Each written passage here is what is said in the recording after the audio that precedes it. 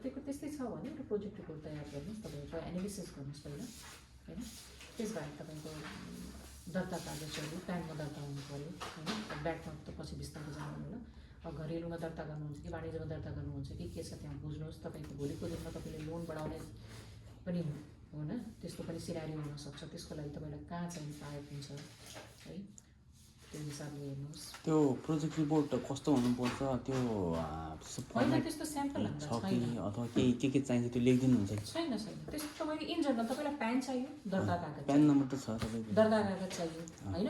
Project report मैले भनेको चाहिँ नि तपाईँले काम एउटा गर्न खोजिराख्नु भएको छ, त्यसको एनालिसिस गर्ने भनेको त्यो प्रोजेक्ट रिपोर्ट। त्यसको कुनै यस्तो एबिसी के पनि छैन। तर तपाईँले अभियसली अब प्रोजेक्ट रिपोर्ट भन्दाखेरि चाहिँ नि तपाईँको 2 पानाको प्रोजेक्ट रिपोर्ट 3 पानाको प्रोजेक्ट किन हुन्छ त्यो त तपाईँले आफैले तपाईँको कामको उद्देश्य के छ, तपाईँले के गर्न खोजिराख्नु भएको छ, तपाईँको मार्केट सिन के छ होइन, एउटा जनरल तपाईँ एउटा व्यापार गर्न खोजिराख्नु भएको छ, तपाईँले आफैले एनालिसिस गरेको के छ होइन। तपाईँको लगानी कति हुन्छ होइन, तपाईँको पार्टनर कोही छ भने त्यसको के छ, पार्टनरसिप फर्म हो कि होइन, त्यसरी त्यो बनाएर तपाईँले सबै गर्नु पऱ्यो।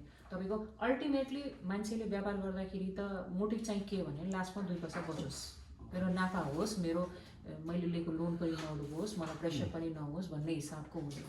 त्यसले गर्दाखेरि तपाईँको आफ्नो एनालिसिसको हिसाबमा, मार्केट एनालिसिसको हिसाबमा र तपाईँको आफ्नो त्यसमा चाहिँ तपाईँले एक्सपिरियन्सहरूको कुरा पनि राख्न सक्नुहुन्छ। यो तरिकाको यो अनि के गर्न खोज्नु भएको छ त्यही हो प्रोजेक्ट रिपोर्ट भनेको।